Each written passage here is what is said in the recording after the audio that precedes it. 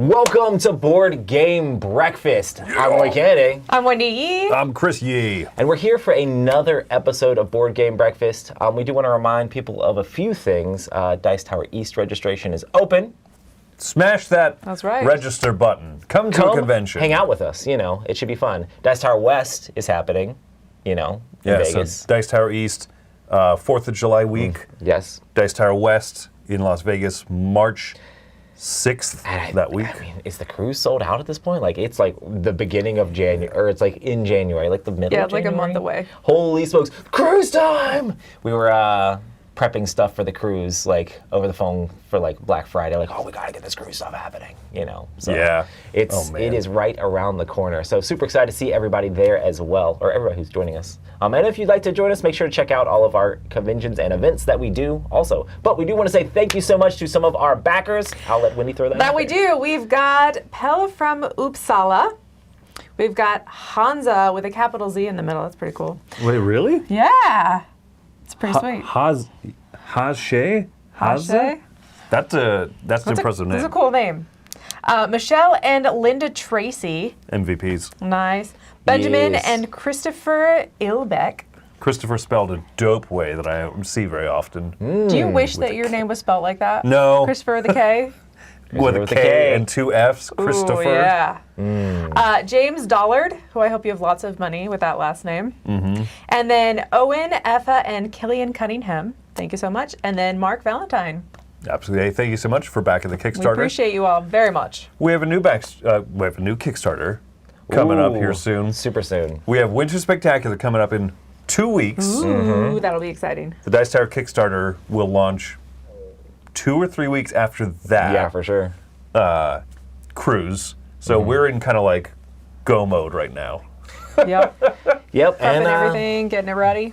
Super excited. But I guess we'll go ahead and kick off the rest of the show with our eye catchers.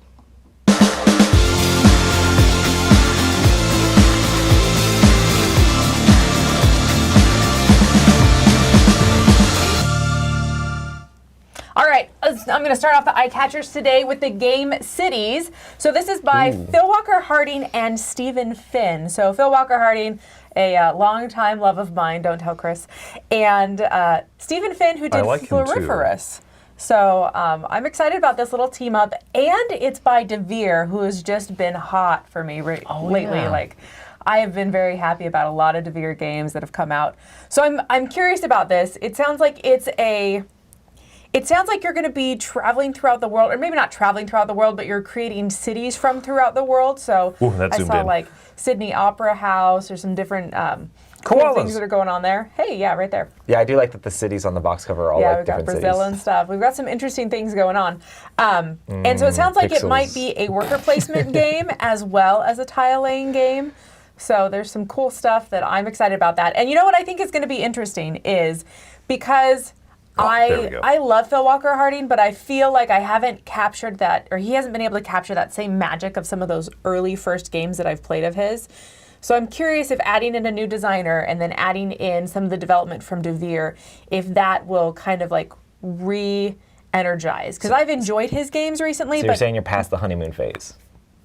I don't know. They're still good. But they're not the amazing that like Gizmos and Barron Park was. And I don't know if it's just because he uses a lot of the same mechanisms and styles that he did originally.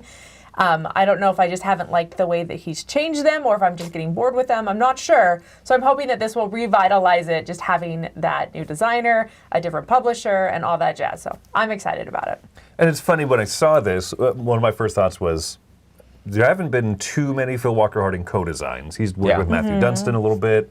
But Steve Finn is a really good fit, actually, for that, because interesting. Steve Finn does a lot of like approachable, streamlined, slick games as well. Yeah. So yeah, I'm excited what these two guys have coming on out. Nice. Whoa. Zoomed in. All right. My eye catcher, this was announced from one of my favorite companies that has just kind of like, in the last few years, that has really jumped out for me, Salt and Pepper Games. This is called Operation Barclay. Is this like you put the tweezers in the dude and you pull out the Barclays? Yeah. Put the pieces into the slot.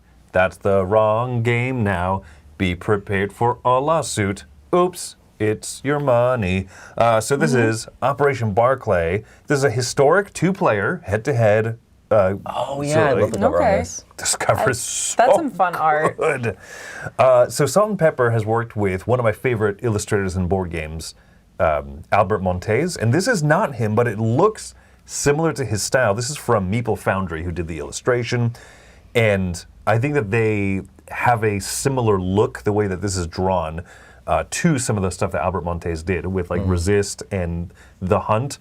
And so this is going to be another one of those 2-player head-to-head, small box, not war games, because it's about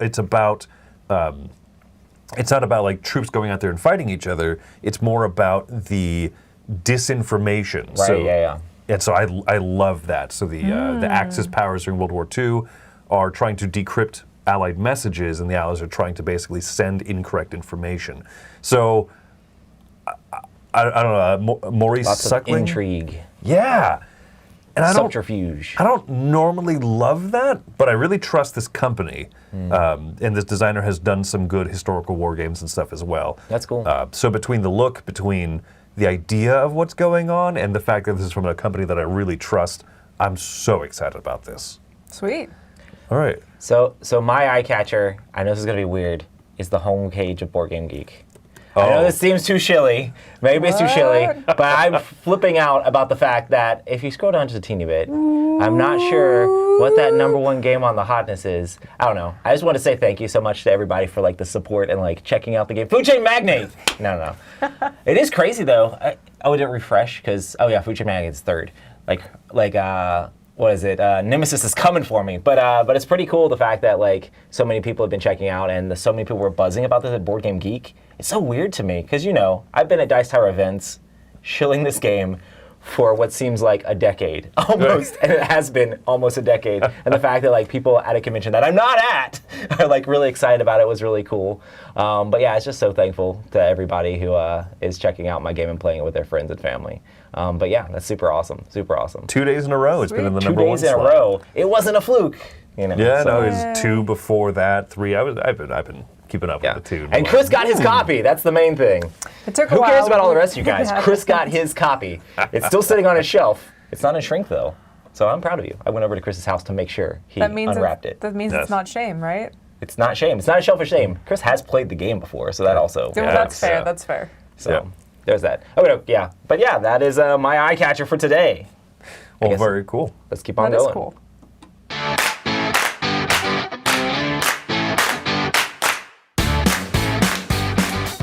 Hey, I'm Jordan. Let's talk about a game to play on a weeknight. This is Fit to Print. This is from Flat Out Games and AEG. Peter McPherson, I believe, is the designer. He did Tiny Towns, I believe, and then Ian O'Toole did the art, and it just comes together in such a really delightful package.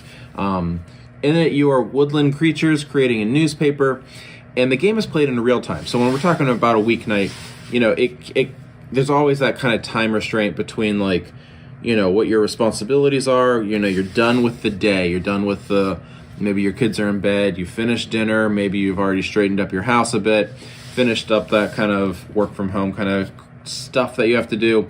And now you just got a window of time before you feel like you need to go to bed. This has that real-time aspect. And I know a lot of folks don't like that, but this one doesn't feel too stressful in that way. Each round is like 5 minutes long. You can make it tighter if you really wanted to. We usually don't. So this is played in maybe a half-hour kind of game. And in it, you are collecting and searching through all this pile of clippings from newspapers. You're going to put them on your desk, and then you're going to take those. You're going to be putting those into your grid of your newspaper. So first phase is collecting those, put them on your desk.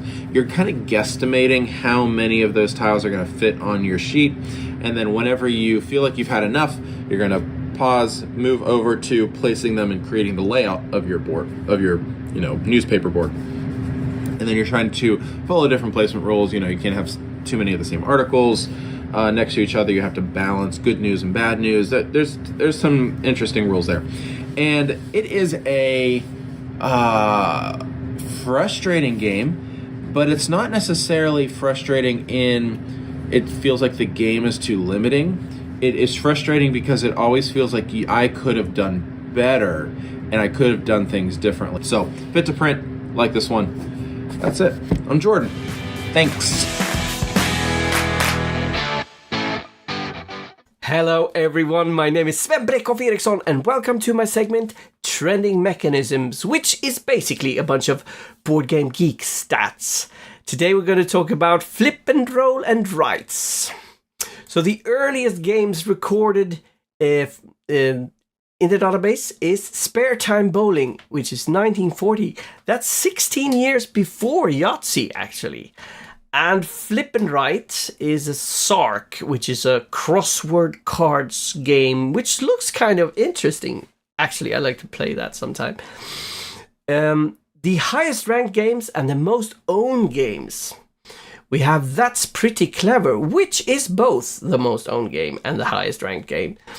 To be fair, probably Yahtzee is the most owned game, but not everybody records things on Board Game Geek, right?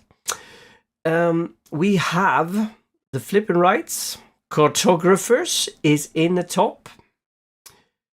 And then we have the graph, of course. This is percentages of all the games published. The grey line is the combined, both Flip and Roll and Rights. The green line is Roll and Rights, and the blue line is Flip and Rights. You can see that's a recent trend. So I think the hype started in 2016, we could say, basically. And last year was a peak, 172 games, which is roughly 3.7% of all the games published. 2023, it has not yet ended, as you know. There's a slight decline, 131 games. But I think the verdict has to be that they're still increasing in popularity. What do you think about this? Do you love them? Do you hate them? Post in the comments below. That's it for me. Goodbye.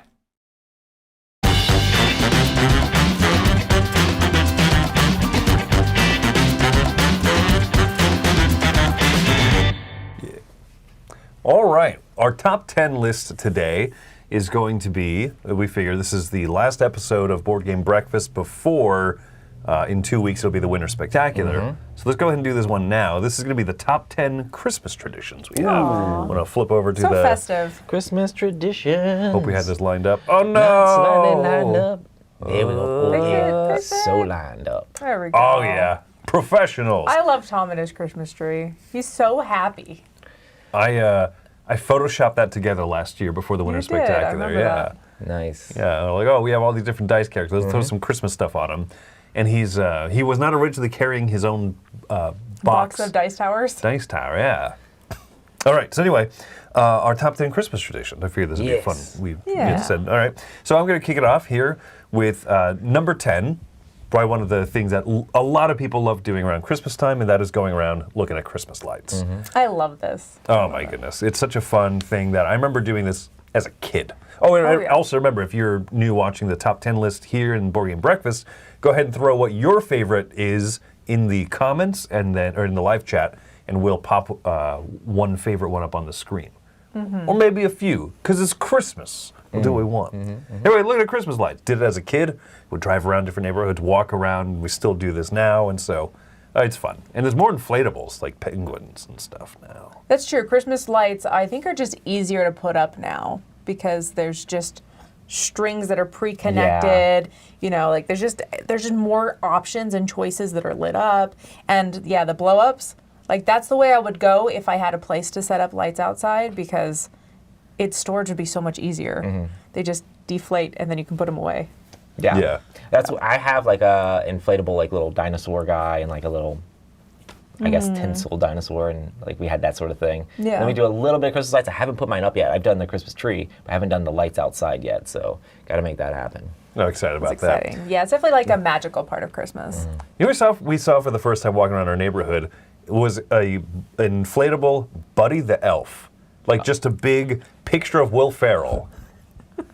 That's almost terrifying. It was weird. It was life-size, too. Will Ferrell's a tall dude. I've seen those gigantic inflatable like globes that also blow like snow in them, and I'm just like, you guys have disposable income. We went to a birthday party that had a globe, like a blow-up globe that kids could run in, and you put like balloons or something else that can float in there. That's crazy. So you could totally put fake snow in and like have it run around. That's awesome.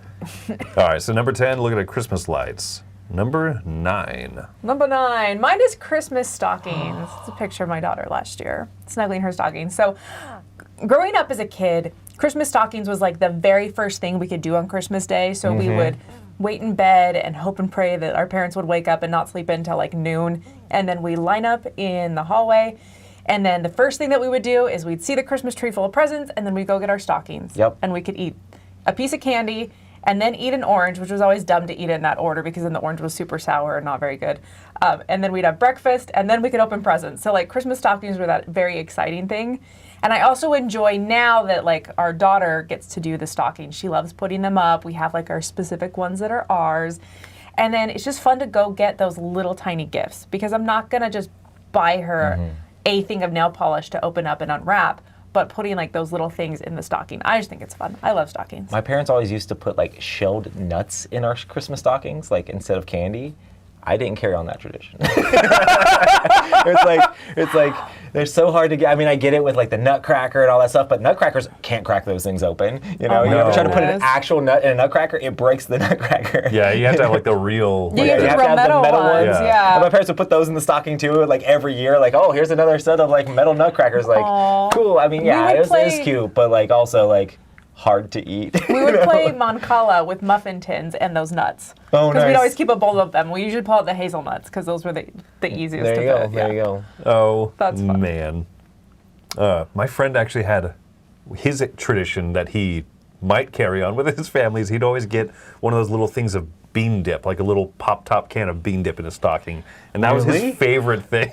Oh, I Bean might dip. steal that. That's I used to get Cracker Jacks, and I don't like Cracker Jacks, but we'd always get Cracker Jacks every year. And I think I was a teenager by the time that I was like, can I please not have Cracker Jacks? Dang. Oh, man.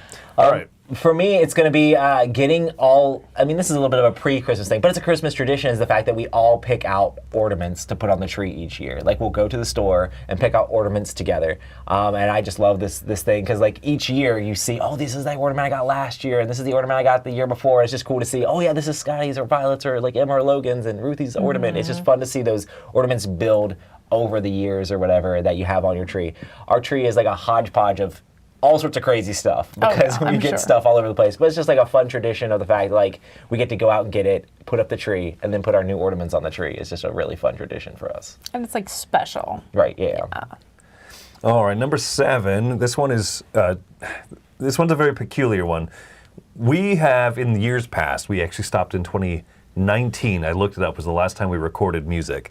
Like we would record weird, goofy Christmas carols, and so we would do things like what if Go Tell It on a Mountain was recorded by the Red Hot Chili Peppers. And so we would try and do that type of thing. My brother and I particularly wow. would like arrange the guitar parts. Wendy's a fantastic singer. Yeah. We like to dabble in different instruments, so piano crazy. and saxophone and all this type of stuff.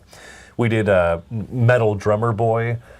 Just all sorts of just if you could take the song and put it in like the least appropriate genre possible, that's kind of what we aimed to do. I don't One know of why my- we spent so much money on having Christmas music for the Winter Spectacular when we should just be playing all of these. We could be. Yeah. One of my favorite ones was I wrote a version of Santa Baby that was Princess Peach singing to Mario. So that she was like, why don't you come save me already? Like, you've been to so many castles. Yeah, we did it as like Yeah. an a cappella doo-wop kind of a thing. Yeah, So it we was Dixieland Jazz.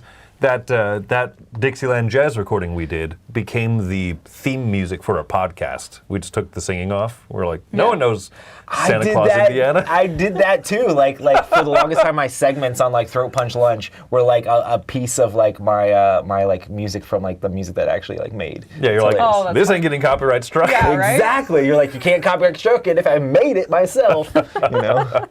Yeah, so we've done weird ones. I Saw Three Ships was pirates singing I Saw love it. Three Ships. Yeah. Yeah. Really weird. So wacky I can't believe you stuff. don't have any of these segments, like these songs in here for everybody to hear. Copyright strike. I would sue the Dice Tower. Gotcha. I see how it works. All right, number 6. For All right, defamation. mine is decorating cookies. There's just something that's so fun about just making the cookies and rolling them out, and the cookie cutters and the decorating, and it's so much fun.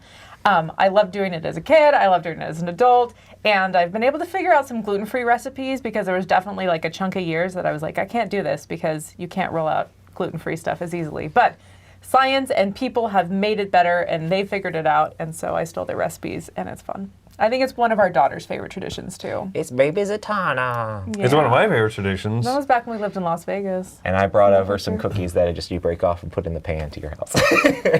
This was the kitchen in our old place that is exactly as large as that photograph. That is the nice. entire So- kitchen. Yeah. Those are the only 2 people who could simultaneously work in that thing. No dishwasher, no garbage disposal. It was what it was. There you go. All right, number 5.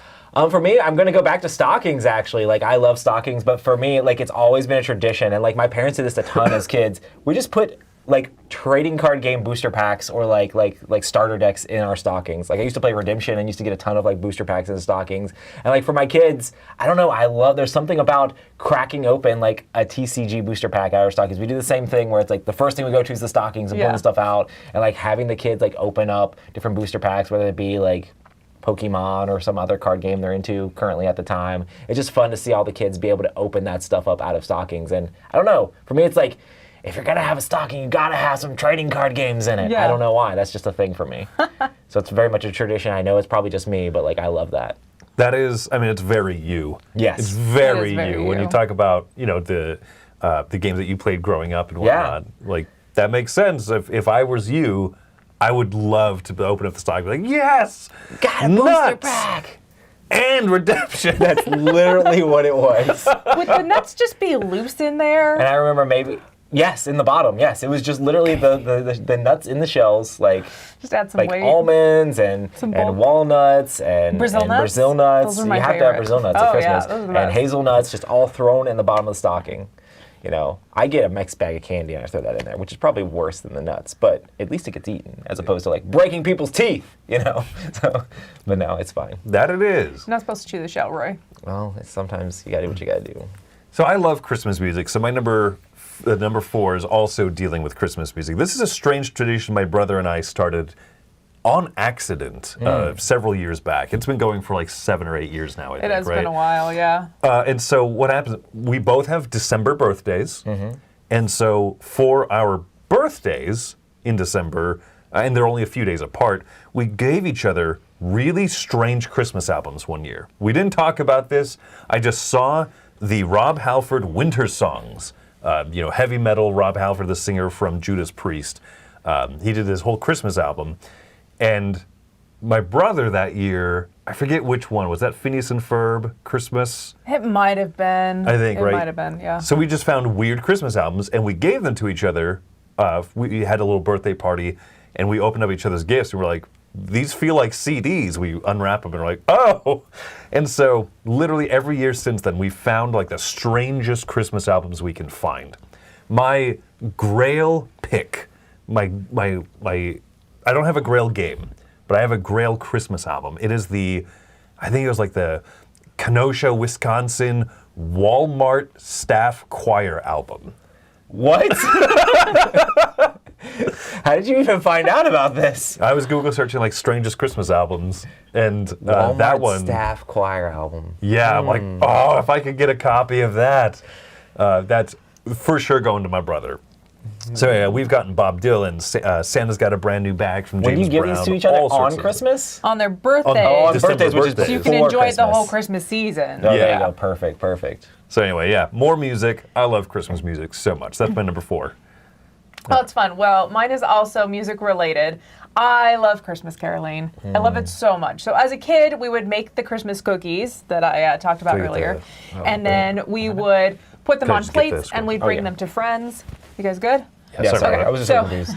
We put them on plates, we bring them to friends, And then my mom would bring out the guitar and we'd drive around to different people's houses and we'd go Christmas caroling. And I loved it. And it is what made Christmas Christmas for me. And Chris also plays guitar, so now we do. And Chris brings the guitar and we get to sing and we go to friends and I love it. It is just really there's just something so nice about knocking on someone's door and seeing them open it and have no idea that you're showing up. And then you just get to sing for them, and it makes me so happy. They may have shown up at my house before. Never. And while they're distracted, I saw them on the ring, stuff. and I locked the door and act like through the ring I was like, no one's home. I'm just kidding. And then we steal your blow-ups, Oh my goodness, I wish I'm... Never mind, I'm not going to say anything. I'm so okay, confused. we're not caroling to Roy this year. Clearly not. Now I ruined it. Your gate's closed now, I was trying so to it get doesn't the even work footage. anymore. I was trying to get the footage so everyone could see. Dang it. Oh. I was like, if I can get the ring footage of this happening. Oh my goodness. We'll go early this year. No, but yeah, caroling, so much fun. I really enjoy it. I agree. Roy, number 2.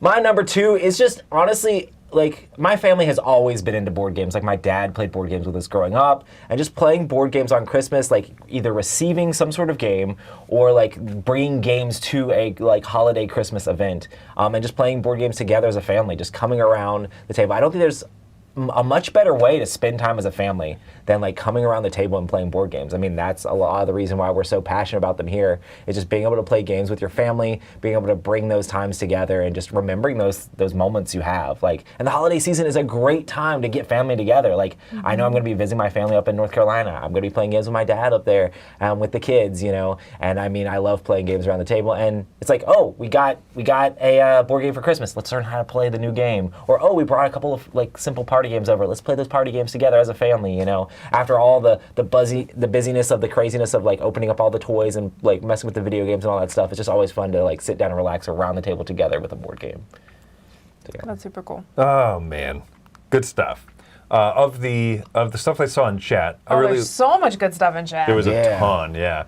So this is one that I enjoyed. If I can make it, I think it's popped up, but it's small. Oh, it's up there. It's up at the top, right? Yeah. So this is interesting. Jeffrey says.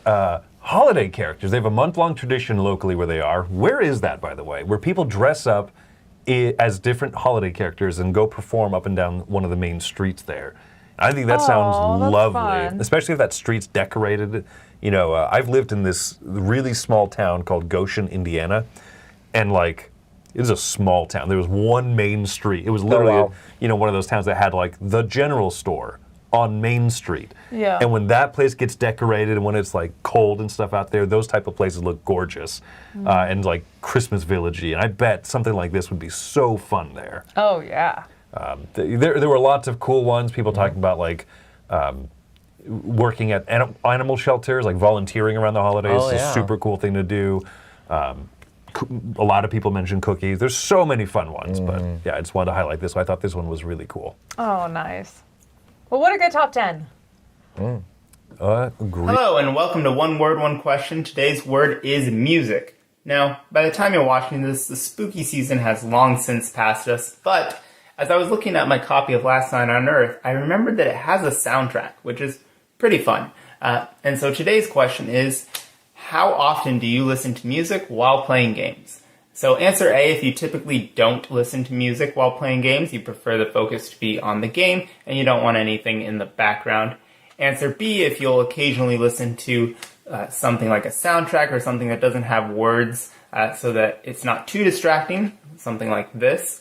And answer C, if you'll often listen to whatever it is you normally listen to on the radio or streaming, so things like pop, rock, whatever your favorite genre is. Now, as for myself, I think I typically fall in between groups A and B. I often don't listen to music, especially since I'm usually teaching new players, and that's kind of distracting. But if people know the game and we're having fun, I'll put something on in the background for Dominion, or for example, with Race for the Galaxy, I have played it to this soundtrack, which was fun. So let me know your answers in the comments. I look forward to reading them, and consider subscribing to Board Games, Bricks, and Hobbies. Bye. Hey everyone, today on the Plastic Canvas we're turning File from Tainted Grail from this into this in just 2 minutes.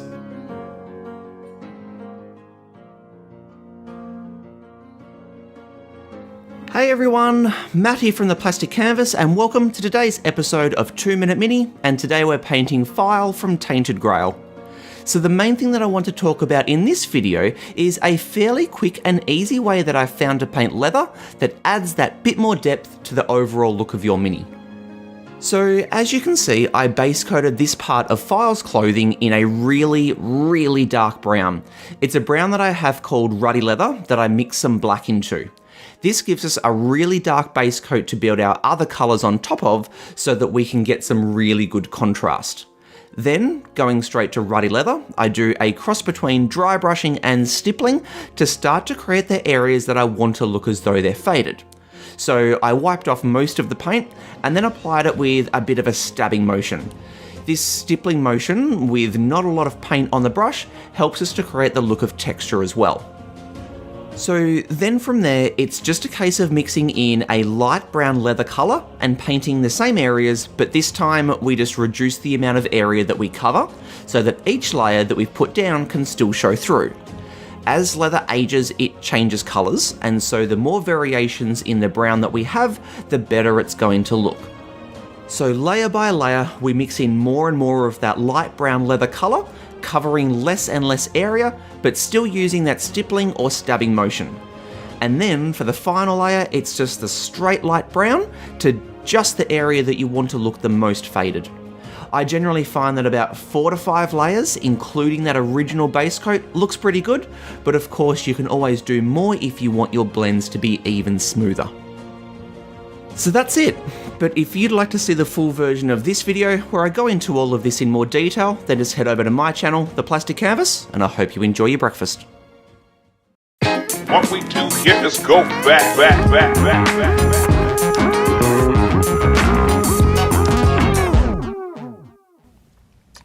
Well, Roy, inspired a little bit by your Christmas stockings, Oh, snap! our old school game is going to be Hazelnuts, the Hazelnut game. Yes. Oh, Mancala? No, so we got together and we did some little decorating type stuff. Roy came over to our place, and you had your son destroy me in an old school game here. To be fair, you've talked to me multiple times about Zatanna liking Pokemon, so I was like, oh, I'll bring up, and you had mentioned like maybe buying one of the little sets that they come with a few decks. I was like, oh, I'll bring over the Pokemon stuff just because Chris was slightly interested in it or whatever, you know. So. Yeah, it was fun. So you taught it to our daughter, which was fun. And she played a quick little match against your kid. And Yeah, she wrecked Scotty. him. Yeah. So there's a rule in the game where if you don't have any Pokemon at all, your opponent just automatically wins the game. So Sky didn't draw any more Pokemon. Zatanna killed his one. Done. you Yeah. know, so- Really? Yeah. I wasn't there for this. I was decorating Christmas ornaments with Yeah, kids. so she beat him Yeah. like super quick. Wow. Yeah, it was With funny. a Charizard, so It was like a 5-minute long match. yeah. That's with her like learning all the rules, and then I played And then she's like, Scotty I'm gonna go play Barbies now. and lost. So you figure out the hierarchy of. So Zatanna's amazing. We are Exactly. we are growing a terror is what we're doing. Rory, how would you shortly summarize the Pokemon trading card game? So Pokemon like was a super craze back in the day, but basically it's a trading card game where you're trying to knock out 6 of your opponent's Pokemon to win prizes. In Magic, they have these lands that you tap. In Pokemon, they have energy that you actually have to play out onto the Pokemon that's attached to the Pokemon to be able to kind of power them up. And just kind of like a Magic land, you can only play 1 per turn. In Pokemon, you can only play 1 energy per turn on your Pokemon. You're trying to power them up. There are trainer cards that allow you kind of like mix stuff up, like switch out Pokemon or draw extra cards, a lot of different stuff like that, or use like Pokeballs to try to grab certain Pokemon out of your deck. It also has a mechanic where you're evolving your Pokemon, so you have to have a basic Pokemon in play, and you have to play of evolution cards on top of those Pokemon to kind of level them up. And a lot of this is all taken from the video games and the anime and things like that. What are the and dice like for? doing that stuff. I mean, Pokemon is Health trackers. one of, if Oh, not okay. the strongest IPs in the world. Like you go to like Japan or like just worldwide, like there's so many different licenses that Pokemon is on. And this card game has kind of stood the test of time in some ways. Honestly, it's not even my favorite trading card game, like not even close. And I played it as a kid. You know, back in the day, it was gigantic, right? It was my goodness. everywhere.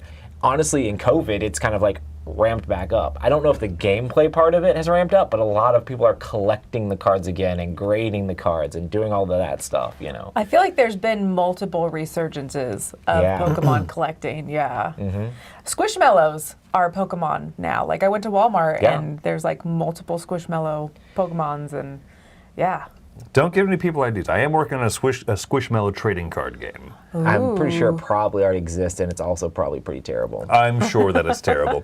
You know what? Surprisingly, for a thing that's based off of, let's see, it was originally a I guess it's based off the Game Boy game, right? So. Yeah. So, I guess everything kind of spins off of that, right? That was the Game Boy game, the original kind of thing. So, really? Okay. So the anime series was there to sell more stuff. And this is more stuff to be sold. And you know what? It's a competent game. It's not my favorite of this style of game, really.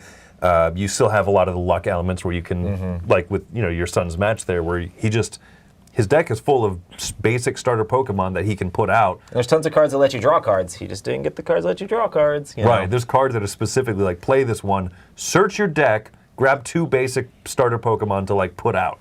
He didn't get any of them. Oh yeah, it said flip a coin twice and get 2 basic Pokemon on your deck. And he flips a coin, tails. Flips a coin, tails again. So then he had no Pokemon. He's like, well, okay. So he had opportunities to not just lose, but it happens. Yeah. Okay, so there's multiple generations of Pokemon, right? You've got like the first set, and then there's other sets that have come out There's of like Pokemon, you right? mean like the ones from the video game, or? I just mean like you've got like the original such and such 150? amount. Yeah. And then there's other ones that have come out. It basically has more video games come out. Each time a new video game comes out, they add like, I don't know, 50 to 100 new Pokemon. Okay, do the original cards stand up and play against the newer cards? I'm sure not at all. Okay. But they also like remake the same Pokemon over and over again, like any other trading card game. Okay. Yeah. So That's Yeah, true. figured. Okay. So as a kid, my dream was to be able to pull out a Charizard in a match, and I did. Right. I finally did, and I lost to some stupid thing called like a Ligawump or something like that. Nah, it was a Lugia. I'm sorry. Not Lugia. It's It was a Luna. Loogie? It was a Luna, which is like this gigantic bat thing or whatever. But So disappointed that my sweet, sick fire dragon Charizard, which apparently also is not a dragon type, also there's like always bothers me in Pokemon. 50 million bajillion different types of Charizards now, and Yeah. you didn't have the super ultra rare Charizard. That's what it was. I didn't. You But only it's- have the super rare, not the super ultra rare. Yeah, but it was such a dream to finally like evolve my Charmander to get all the fire energy on it, put it out to battle, and it wiped out like a few of his kids. Yeah, you only had to kill one more Pokemon and you would have won the game. Yeah, and then he put out that stupid giant Bat thing. Oh. and it just like ran through my whole I had knocked out about 5 of his Pokemon, and then he knocked out the remaining 6 in a row. I to love win. how disappointed you are that you lost to a child. That's what I'm getting from all of this. I'm not disappointed on losing. I'm disappointed that Charizard lost. But You my let me down. setup for this is honestly, I don't really do a lot of deck building. I don't do a lot of different stuff like that. I did that as a kid. It was always hard to find people to actually play the game with as a kid because so many people just collect Pokemon, they don't actually play it. But like, I get some of the starter decks, I just leave the starter decks the way they are, and then me and the kids will pull out different starter decks and be like, oh, I'm gonna play this starter deck, you play that starter deck. I'll play this starter deck, you play that starter deck. It's just super casual and super like easy. I mean, the starter decks that they come out with these days have a decent amount of like trainers to help you draw cards and are kind of like at least a little bit coherent. I'm sure people that like play really good like high level Pokemon are like, those decks are terrible. But if you're playing terrible versus terrible, then it's kind of fine, and it's good for like kids level, Absolutely. I think this is one of the most approachable of the trading card games, and even if it's not like super robust, it was fun. I had a lot of fun. It can get complex when there's like every Pokemon has a different ability that can be activated from the bench, and this Pokemon drags that Pokemon out, and I have this trainer that lets me go get this card out of my deck, and because I did this combo, now I have this. You can get complex with it. I've never done that in my life, but it's there, That's not what I played yesterday. Yeah, so. exactly. All right, cool. Well, there you go. That's our old school game. Pokemon, the trading card game. It's aight. Hello, this is Oliver, and today I wanted to talk about a new 2-player cooperative trick-taking game that you can sail through in 20 minutes, and that game is called Sail by Allplay, of course. Alright, a few things I like about the game is, number one, this is the first cooperative trick-taking game that I've played. And I think it's really, really unique on Allplay's part. I know that the crew exists, but I haven't played it. Maybe I will someday because I do own it. And with the cooperative being a cooperative trick-taking game, it's not as detrimental when you lose a trick. It can even help you in some points. Like, it can help you sail through the board, which is the purpose of the game. Another thing that I like is that they fit a small campaign into this small box.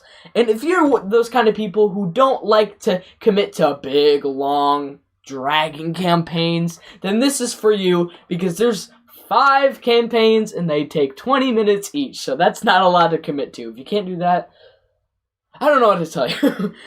And finally, another thing I like is that I think the art looks really, really cool. Even the font on the word sail, the vibrant colors that all work together super well, the texture in the sea and the sky look awesome, and even the characters, like, they're not these, like, extravagant, realistic characters, but I think they look really artistic and cool. The shadows work. I just think the art in this game is very, very amazing. And that is all I have to say about Sail. Please sail through that bowl of cereal. Have a great breakfast. Bye.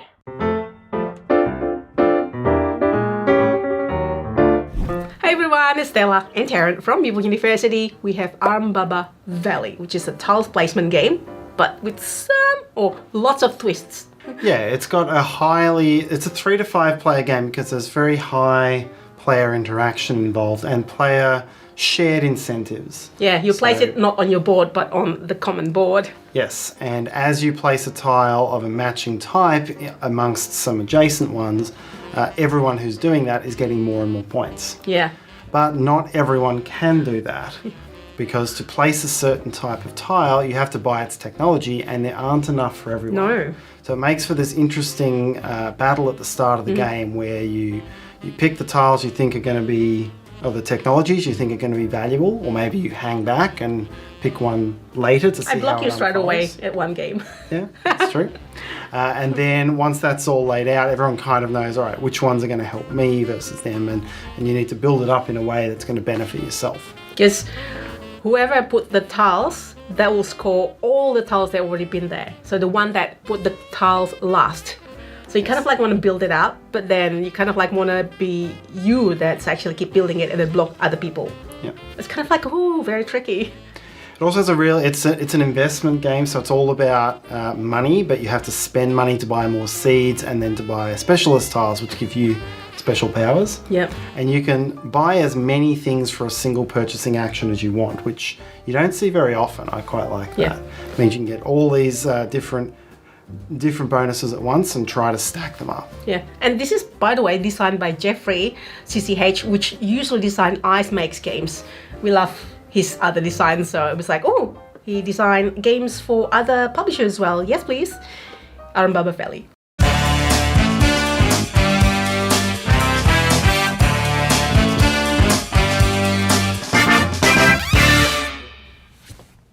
Roy, you recommended this because BGG-Con had just ended, actually. So the Dice Tower Archive video, we're going back to something called Battling Tops at BGG-Con 2015. This was such a classic video for me. I don't know why. Oh This is my a video that I goodness. watched multiple times. And I don't know if people know what this is. It's kind of, or that it actually is a thing at BGG-Con. Back when Chaz Marler,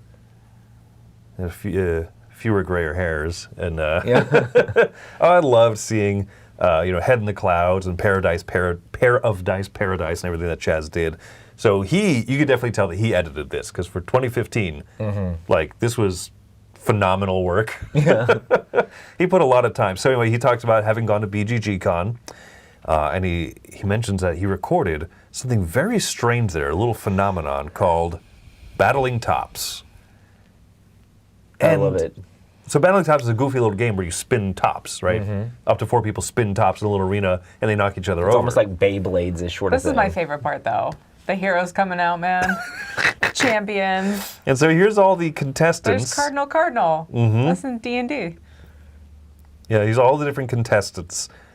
marching their way to the battle arena here. Hammerface! Is he literally just holding that? Yes. I think it's tied by a string. You see later from a and different he's just angle. like holding it up. Oh, I keeping it love steady. this so much. It's so funny. Jason Levine, the Clown Prince of Darkness machine. So anyway, all of this build-up, there's like music and epic stuff going on, and anyway, so they all march over. There's like a bit of a production in this roped-off area at BGG. This is Jason, just in his clown mask. Fake fighting. They have announcers for everything, and they're announcing all the games, and they basically do this Battling Tops tournament where they're facing off against each other. And the thing that makes it hilarious is that they do it almost like a crazy like wrestling match / like luchador thing, where it's just like all these different like factions and teams like rooting for each other and like betrayals and like people stabbing each other in the back. And it's just hilarious the fact that like the Dice Tower crew went there and was a part of this back in 2015, and it was pretty hilarious. This video is ridiculous. I've watched this thing multiple times. It's just like, what in the world is going on? It's just so bizarre. And Chaz did such a good job in like making this like extremely entertaining. And this is the game. This is what it's all about. We'll never know who this Cardinal guy is, but man, he couldn't even find his own top. But yeah, all of this in service of spinning tops in a little arena. To see whose top falls down last, but I love it. And they still do this at Board Game Geek Con. I think there was one year where Tom actually was the announcer and like ran the whole thing as well on a different year and things like that. But this in is costume? Just, no, I don't think he did it in costume. I don't remember. But yeah, it's pretty funny. And they have these Battling Top tournaments. This is the dark, seedy underbelly of Board Game Geek Con. What is the Tops anime that our daughter was super into for like 3 months? Beyblades. Oh yeah, she was really into Beyblades for like 3 months. That's awesome. Yeah, it's basically like Beyblades, but like a really old school version of that sort of thing. You know, kind of like the predecessor to that called Battling Tops. The game's from like 1968 or something like that. Yeah. It's like an old game, and they have a bunch of copies of it. I didn't realize it was that old. Yeah. I used to have these tops as a kid that you could wind up, so you wouldn't like flick them, but instead it had this little, I don't know, just had this wind up thing. So at the bottom you would like rub it against the ground, and then you'd set it up, and it would like rotate out until it finished. Cardinal, just that kills me. And Tom's really in character. His character apparently is just stare at things. I think it's like try to see through the eye holes. I love the gold chain. Yes. So the Cardinal mask actually made a resurgence recently in our D&D campaign. In the D&D campaign, which that's going to be happening this Thursday. Actually, it's going to be part 3 of the. Spoiler alert! If you haven't watched the other episodes, there won't be a Cardinal mask. That was last episode. So anyway, yeah. Oh my gosh, the snooters there. I think that they just. I think that was hilarious. Like victory. these guys with these weird masks with crazy noses on it. Yeah. Oh man, I haven't watched this video in so long. It's so ridiculous. All right, well there you go. That's the Dice Tower archive there, Battling Tops, and there's multiple years of these. This is just the 2015 one. That's hilarious. I love Someone it. says we need to do this with Christmas characters. With Christmas characters. There you go. Buddy the Elf is going to take down your stupid. What's the name of that elf that he's bad at he didn't, the misfit toy elf guy? Oh, yeah. I remember the dentist guy.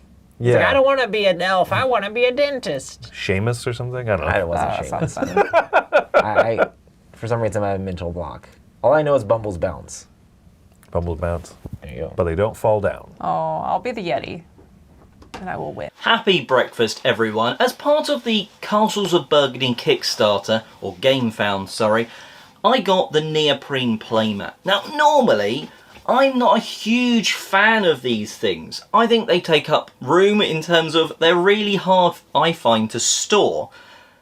But this one has actually started, and some of the other ones, like the ones for Terraforming Mars, have started to change my mind. I don't have one of these fancy gaming tables. So sometimes picking a card up or a tile up off the table, you get that really awkwardness where you're trying to sort of get your nail under it, pick it up. And actually I've found with this, it's really nice. It feels nice as well on the table, but they're not without a downside. First of all, the colours on the neoprene mats, they never quite shout like they do on a cardboard board? Is it, however, worth it for the nice being able to pick up things off the table as well as a nicer feel? Well, some things to look out for. Round the edge of these mats, if they've got that stitching, that does seem to help them last that little bit longer. This one being double-sided is both good and bad. It means that I've got it for all player counts, but you do need to sort of know that when you roll these things up, if that's how you're going to store it, well, one way is going to sort of get the slight curve of your roll. But all in all, what are your opinions on neoprene? Is it a must-have for your favourite games, or is it a luxury that is definitely not needed? Well, I'm starting to think maybe upgrading some games that I really love to have neoprene mats might be a good idea, but let me know what you think in the comment section below. And until next time, enjoy the rest of your breakfast.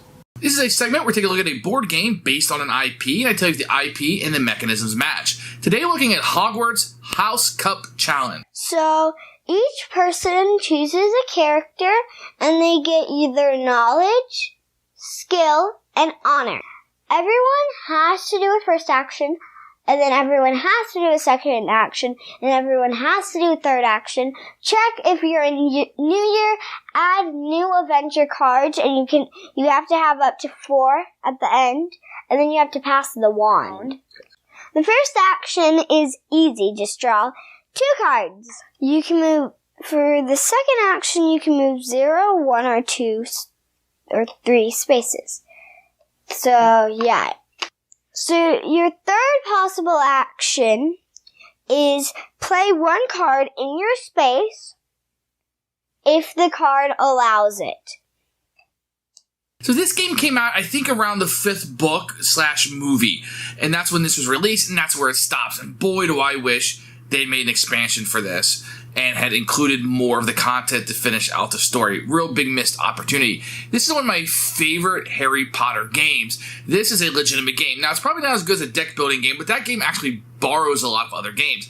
This is a game in and of itself, how you're going through Hogwarts, and you're trying to score house points for your team, and you're going through, and there's like steals from the movie, and it all feels like you're in an adventure, or a adventure, in the Harry Potter universe. I think it works really, really well.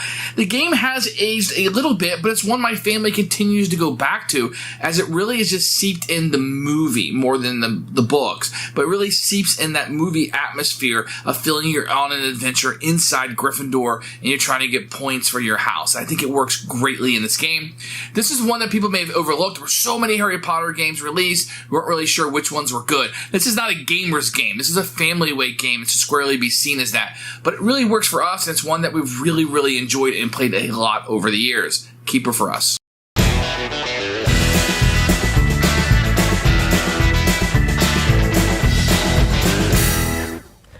I can't wait to hear from our mail person today. Well, Who's the mailman? Who's the mailman? 'Tis I have okay. the mail here. This is not a glasses cleaning cloth. That one that I used literally before we started filming. Unfortunately, the mailman that we had set for today came down with pretty severe strep throat all last week. So play the outro. But I here have a letter that I will read off of this. Did you write it on that? I'm certainly reading it off of this blank piece of paper and not at my computer screen behind it. Mr. Mandar writes, with more multi-person reviews on the Dice Tower, are there ever times where it's difficult to accept that a game is going to get a seal of approval or excellence when you really didn't like it? Well, Mr. Mandar, let's discuss it. What do we think? It's not about me. It's not about me. It's about you. How do you feel? No, it's literally about all of us. I was say it happens all the time. No, I mean like the Dice Tower seal of approval is not about me. It's not about the individual person. It's about, is it a good game for somebody? Is it a great game for somebody? And is it a game that's going to important. work? If you have tastes that align with the person that gave it the award or whatever, is it going to like work for them? You know, it's like, oh, Wendy really likes this kind of game. I know she likes this kind of game. She gave it a seal of excellence. You can follow that and be like, oh, it's a solid game, you know? I mean, there's plenty of games we do where none of us give it a seal of approval or excellence, and those are like, well, maybe that, if it doesn't work in this wide a variety of people, it might not work for you, you know. But the fact that like, oh, it does have approval, oh, it does have excellence, it might still not work for you, but you know, it might still be really enjoyable. And it doesn't bother me at all, you know. Anyway, I know I have very niche tastes, and I mean, that's really why I turn to the Dice Tower to try to figure out which games I'm gonna like, which games I'm really gonna enjoy, so I can have cool, fun games to put on the table with my friends and family, you know. And so, if Wendy says, "Oh, I love this game," sometimes it's actually a detractor for me sometimes. But I get that. But there are certain ones where me and Wendy cross over like highly, like Destiny's. We both give really high regards. It's like, oh, if it's a story game and Wendy really liked it, maybe I still need to look into that, you know. There's certain things that you'll still cross over with in certain people, and just figuring those things out. So, yeah, the Seal of Excellence, when it's given out, just looking at it on a box is maybe not as important as like, oh, this person gave a Seal of Excellence or that person gave a Seal of Excellence. Well, and I don't feel like the point of our Seal of Approval and our Seal of Excellence isn't everybody must go buy this game. And I don't think it ever has been. I think the point of it is to review games. That's why we give them scores and we say, hey, this is what we thought about it. This is what we feel about it. This is our experience with it. You could have a different experience and that's fine. But I don't ever want someone to be like, hey, because the Dice Tower recommended it, I'm going to buy every game that they recommend this month. Like, don't do it. Well, first that of all, would be a lot. You shouldn't. You would go broke. Yeah, go buy more Christmas inflatables if you. I think the thing is that, like, for me, it doesn't bother me. Like, on a personal level, if I really dislike a game and someone else likes it, like whether one person really liked it or whether 3 other people really liked it, that's great. I go into every game hoping to like it. Right. There's never a game that I go into playing for the review that I think, oh man, I hope this is a gorgeous stinker. Right. No, Why would I play it? Yeah, I want to like all the games. So I think of one like Acropolis. This is the one where you had the differing opinion from the rest of us that were in the review. Sure. I gave it like a 6. Everyone else was kind of like around that territory, and you really adored that game. Yeah, I gave it an 8.5. I was like, I like this Seal of Excellence. And then it was nominated for Dice Tower Award, and then it won. Yeah. So and I think it's that's cool. It's clearly being recognized as a great game for a lot of people. Clearly, I'm always right. And it's just, for me, it was I don't know, it was okay. But I think there's no part of me that feels like my review counted less because you actually liked it. Like, you actually liked it, and therefore you should review it the way that you wanted to. And I reviewed it the way that I felt about it. And so, and that's the point of our reviews. We're not reviewing for the whole audience of the world in whole. We're reviewing of, this is my score, this is my opinion and my personal feelings towards this game and my experiences with this game. And overall, we're just trying to lead people to games that are like, they are going to find fun and are like, they're going to enjoy. I mean, hopefully that's the reason you watch our reviews, try to make an informed decision if it's something that's going to work for you, you know, so. And I like how you spoke to taste. Like, the 3 of us, Wendy have more similar tastes, but even there's differences there. And then, you know, Roy, you have... I have a very particular taste than almost anybody in the office, you know? and I'm one that I'll be like, I don't know if I should play that at all, you know? It's like, no, it's excellent. I'm like, I realize you guys love it. I know that I will not. That's a card game with colors and numbers on it. Yeah, and sometimes when those things like reach out of the box and like are something that I wouldn't normally like, but I still really enjoy it, that's still, I think that's a testament to things. And the same thing with like anybody's taste. It's like, oh man, that's a game that looks like they wouldn't enjoy it, but they still really had fun with it. That's a cool thing too. I agree. Oh yeah. And I always like trying games occasionally that I don't think that I might, that I think like, hey, I might not love this, because it's introducing me to those mechanisms that maybe I don't love, and maybe at some point I'll get more used to them or understand them more or appreciate them more. It's so funny. There's so many games. It's like, that looks like a straight up just Euro game. And one of my first questions always is like, does it have engine building in it? You know, because I really enjoy that in some games. It's like, oh, is there like combos you can do? Because I mean, I'll play an interesting Euro if it has this cool combo where it feels like you're doing this cool stuff, you know, and it's quick play. It's like, oh, what's the time frame? Does it have engine building? I might still really enjoy it, even though it looks like something I don't, you know? Yeah, exactly. And then if you hate it and Chris gives the Seal of Excellence, you're just like, forget this. And it's got to be Challengers. You didn't give Challengers an Excellence. So. I did That not. was Tom! Did he? Yeah. Really? No, wait, was it excellent or was it a... I think he gave it an 8, right? I gave it a 7. I think he gave it an 8. I don't know. Maybe. I don't remember. But yeah, that was... very juxtaposed stances there. One of my favorite And honestly, memories. I don't begrudge him. I begrudge all the comments dissing on me because of it, but no, I don't begrudge those either. I just think it's funny. All right. Well, there you go.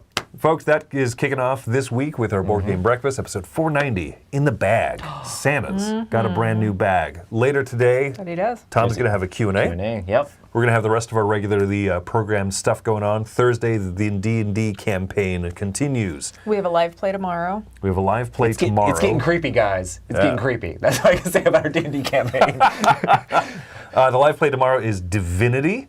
So go ahead and check that out. That's like a big dungeon crawl that I saw Camilla and Joey and them like kind of playing it already and like getting into it to make sure that what you see tomorrow is going to be great. We have a lot of reviews, a lot of big stuff hitting the review schedule this week. So you're in for a great week, folks.